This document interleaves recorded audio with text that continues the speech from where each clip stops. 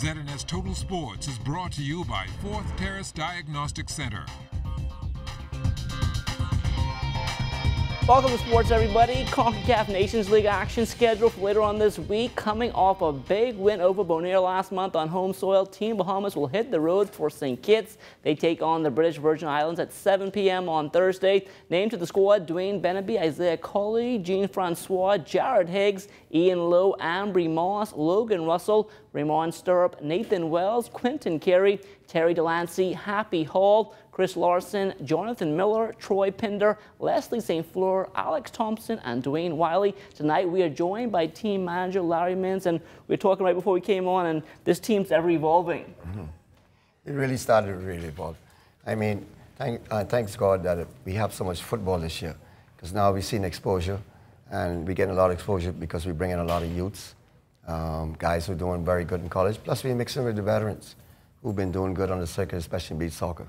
Now, we have some different faces in the last team that faced Bonaire. What are you expecting with those new guys coming in? Okay, I see some interjection, especially with Leslie St. Fleur coming along. He'll be back. We have Jean-Francois, another forward. He's in the mix. But we have a surprising guy in the defense, a very good player. His name is Ambry Moss. And we got a new kid named Quentin Carey. So them, along with Happy Hall and the rest, we should do pretty good this time. We beat Bonaire. I know Bonaire beat British Virgin Islands 4-2. Any expectations heading in? We're on neutral grounds. Normally you have BVI. If we had to play them home because of security reasons, because they don't lack a stadium, etc. FIFA's mandated that we play in another country, at least a neutral ground. And so we're off to St. Kitts. We're not in BVI. Right. We are in St. Kitts. And the same thing happens with Bonaire because they make up the ABC Islands. Right. But we should do pretty good this time around. Hopefully, we have the same type of strike force that we have. But I tell you one thing, I see the experience is coming along because they're passing the ball better and they're training harder. Early morning, 4:30. You guys leave tomorrow. Yeah, first thing in the morning. They're practicing right now.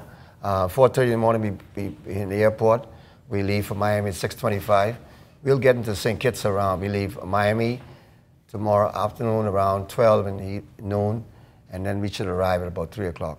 I know there's a big watch party on Thursday at the stadium for you guys. This game and the big game between Haiti and Costa Rica. Yeah, that's a big game.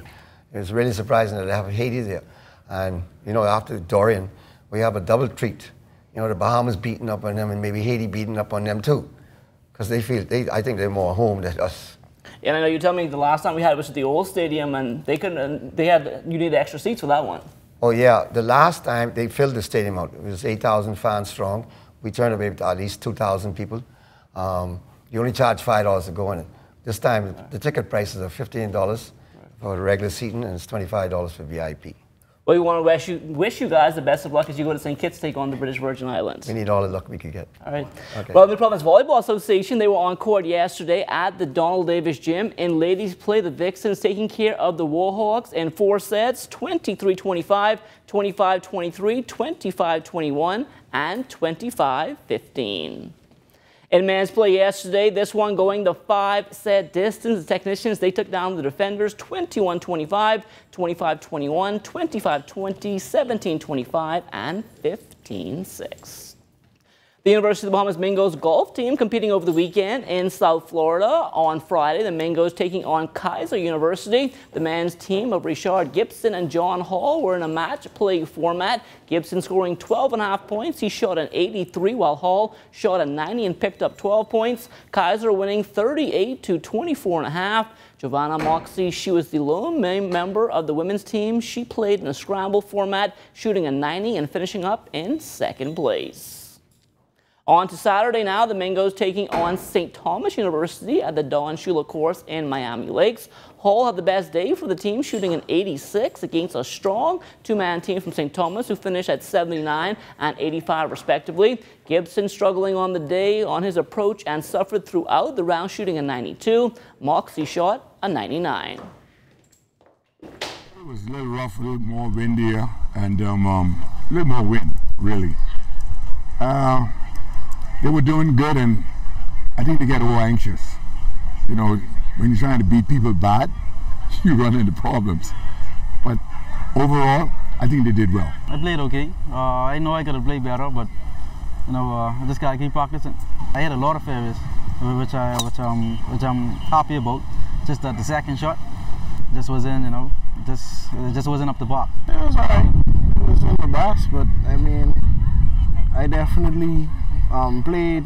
I hit the shots, but my lack of knowledge of the course it kind of cost me. Definitely my long game, and also my putting was really red hot today. Ferguson and Sophia Ferguson have been invited by the International Tennis Federation to participate among the top talented players in an under-12 training camp. We can tell you the players were selected by the ITF by virtue of their performances over the last 12 months during those invitationals. The training sessions will be conducted under the supervision of Gustavo Granito and Ordeza Soto at the Honda Tennis Center in Bayamon, Puerto Rico. Still talking tennis, Coach Chelsea Russell in Valencia, Spain, as a participant in a 6-week ITF Olympic Solidarity course. The Advanced Players Level 2 course now into its final week. Some of the topics explored so far include the role of the coach, traveling as a coach, coaching female players, strategy, doubles play, and tennis methodology. The participants have worked with internationally ranked juniors and players on the pro circuit. Mark Knowles retiring from professional tennis 7 years ago, that is now, in 2012. He's won every Grand Slam doubles title there is, but he says he's ready maybe to get back in the game. Hard to replace that. It's hard to replace the highs. It's also hard to replace the lows. You don't miss the lows, but you know there's a process there, the winning and the losing, and you know. But I think for most athletes, I'm very comfortable with where I'm at. You know, the reason I retired was I wanted to be with my family more. I got 3 beautiful kids. My wife and I we're very fortunate to spend a lot of time with them. So that's a lot of fun. And, you know, I've carried that over to their wishes, their desires, their aspirations. That is a look at sports. The Bahamas Tonight comes back after the break. ZNS Total Sports is brought to you by 4th Terrace Diagnostic Center.